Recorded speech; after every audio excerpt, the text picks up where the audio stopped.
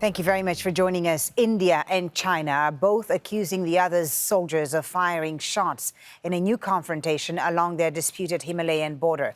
China says Indian troops crossed the line of control in the western region on Monday and opened fire, and its soldiers took what it called countermeasures. But a short time ago, India's military laid the blame with China, accusing it of provocative measures to escalate tension. Both sides usually avoid using firearms in the area. We'll be live with Elizabeth Puranam in India's capital, New Delhi, in just a moment. But first to Katrina Yu in Beijing. So, Katrina, once again, we have conflicting claims from both sides about what's happening at that border region. What is Beijing saying happened in this latest incident? That's right, Folly. Well, according to China's military, this is the second time they say that Indian troops have violated this border agreement in the past 2 weeks. Now, they say that this took place in the eastern Ladakh area, which is close to China's Tibetan autonomous region along this border area.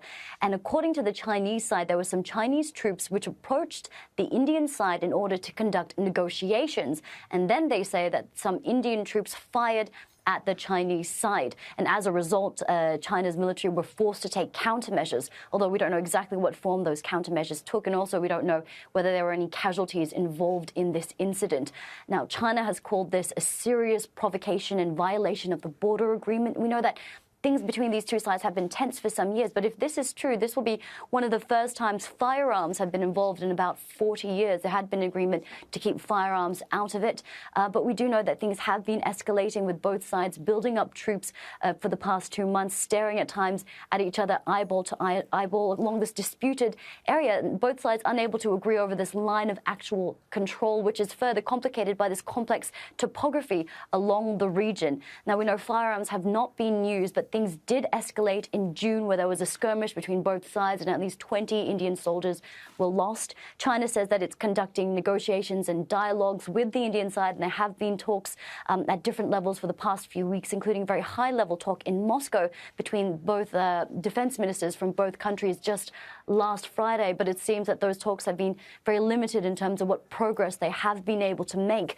And India also says that China has captured 5 Indian civilians, and China's foreign ministry, when asked about this, said they didn't have any information, saying simply that they were continuing dialogue with India, that they wanted peace. But China's foreign ministry has predictably laid the blame for escalating tensions completely with the Indian side. Thank you for that, Katrina Yu in Beijing. Let's go to Elizabeth Puranam now for the view from India. Liz is in New Delhi. So as we've said, Liz, both sides usually avoid using firearms, and India is denying being behind this latest escalation. Hi, Folly. The latest statement from the Indian Army shows just how intractable this latest standoff between the two countries is. The Indian Army is saying that at no point did it transgress across that line of actual control, the unofficial border between the two countries, or resort to any aggressive means, including firing. They are saying that it was the Chinese army that tried to close in on one of India's positions, and when they were dissuaded by their own troops, that they fired a few rounds in the air. They're also saying that despite grave provocation, that Indian troops exercised great restraint, that they are committed to disengagement, to de-escalation, and that China continues to undertake provocative activities to escalate. And they're also saying that the latest statement by the Chinese army about the firing is an attempt to mislead its domestic and the international audience. Now, this happened just 3 days after that meeting between the two countries' defense ministers at the Shanghai Cooperation Organization Summit. It was the highest level meeting between the two countries since the current standoff began in May. And we also had both sides saying that the other agreed to de-escalate the situation after that. But we have had so many rounds of talks at different levels since May, and each time they maintain that they are committed to disengaging, and yet we've had more incidents, including the most serious between the two countries in June, when those 20 Indian soldiers and an unknown number of Chinese soldiers were killed.